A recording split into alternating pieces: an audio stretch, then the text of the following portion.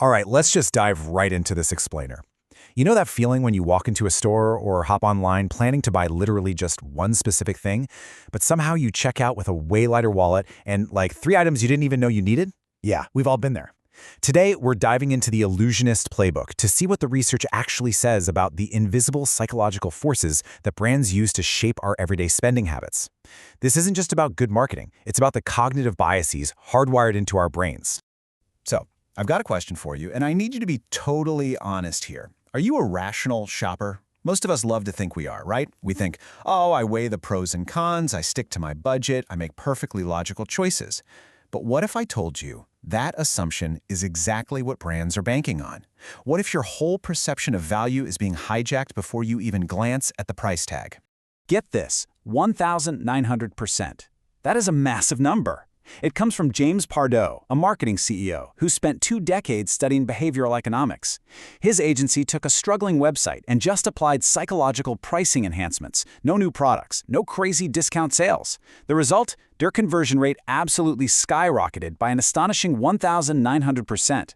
They went from getting 3 leads a month to 2 leads a day. That is the raw, undeniable power of psychology in marketing.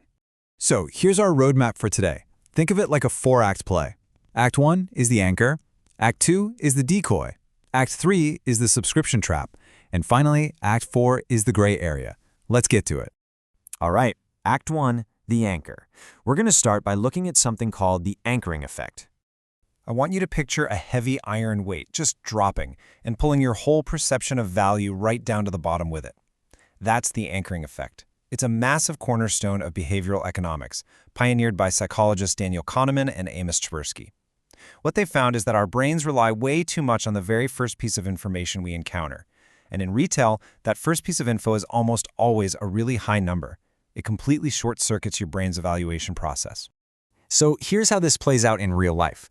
You see a manufacturer's suggested retail price of $1,000 crossed out, sitting right next to a shiny new sale price of $500. Your brain immediately locks onto that $1,000 anchor. Suddenly, that $500, it doesn't feel like you're spending $500. It feels like you're saving $500. You get this massive emotional rush of snagging a bargain, even if the item's actual true market value is only, say, $300. The anchor totally skewed your reality. Let's look at a real-world example, documented by the Consumer Council of Fiji. An electronics retailer lists this high-end TV with an original price of 2,500 Fijian dollars. But wait, it's heavily discounted down to 1,900. Naturally, consumers rush in to buy it, totally thrilled by this massive perceived discount.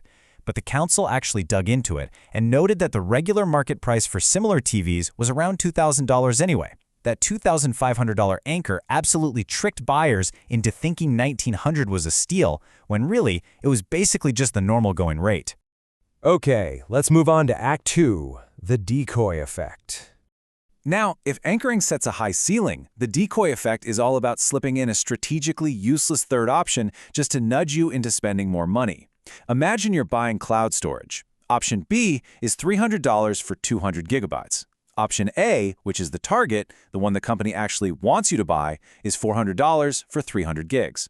That's a tough choice, right? Do you save the money or do you go for more storage? But wait, here comes option C, the decoy. It's $450 for only 250 gigabytes. It's more expensive than option A, but it gives you less stuff. So why on earth does it even exist? Well, its only job is to make option A look like an absolute no-brainer. Compared to that terrible decoy, option A suddenly looks incredibly valuable. And honestly, I've totally fallen for this one myself. So, who actually falls for this stuff? There's some really fascinating research out of the Czech Republic that analyzed consumer behavior, and they found that we aren't all tricked equally. Statistically speaking, Generation X and men are the most easily influenced by this specific trick. In fact, men were roughly 16% more likely to shift their choice to the more expensive target option as soon as a decoy was introduced. So to all the Gen X guys listening right now, you might want to pay extra close attention the next time you're staring at 3 pricing tiers. And does this actually translate to big money for these companies? Oh, absolutely.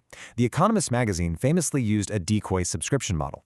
They offered a web-only version, a print-only version, and a web plus print version for the exact same price as the print-only. Just think about how absurd that is. But by throwing in that financially illogical print-only decoy, they boosted their overall sales by an astonishing 43%. And they did it without ever actually changing their core prices. Wild, right? Which brings us perfectly to Act 3, the subscription trap. Let's dig into the psychology keeping you hooked on those monthly payments. First up, we have the status quo bias. Look, humans are creatures of habit. When a subscription is on auto-renew, staying subscribed becomes your default state. Actually, canceling the thing requires real effort. You have to go log in, remember your forgotten password, dig through a total maze of menus, and click past all these warning screens. Our brains basically calculate the mental energy cost of canceling, weigh it against the monetary cost of, say, a $10 fee, and just decide doing nothing is so much easier. Then we get hit with a 1-2 punch by the sunk cost fallacy. This is when we make decisions based on past, completely unrecoverable investments. And honestly, we have all been there.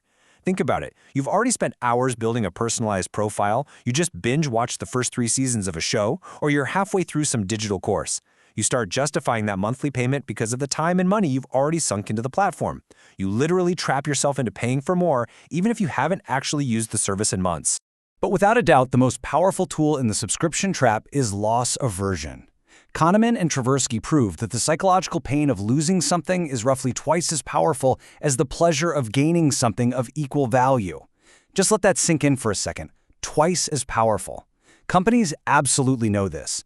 When you finally go to cancel, they immediately trigger your fear of losing your saved playlists, losing your digital dashboard, or giving up that sweet grandfathered pricing tier you snagged years ago.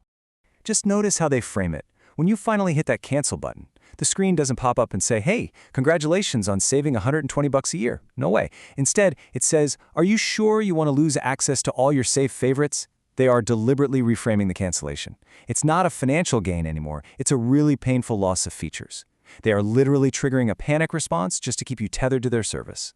All right, let's move into our final act, Act 4, the gray area.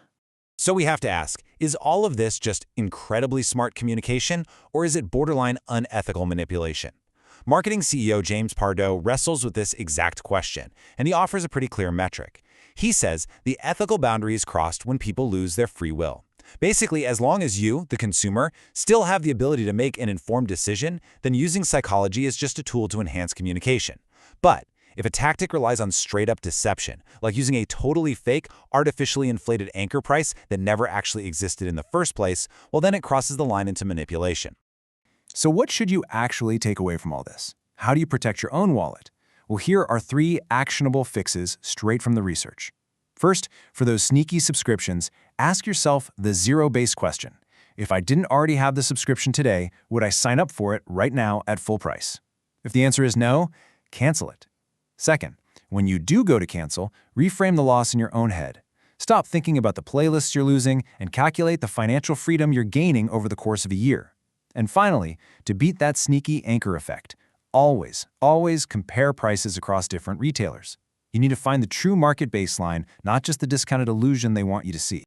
All right, we've unpacked the playbook. You now know the secrets behind those crazy slashed prices, the weirdly expensive middle options, and the total guilt trip cancellation screens. You are no longer in the dark. So I'll leave you with this one provocative thought.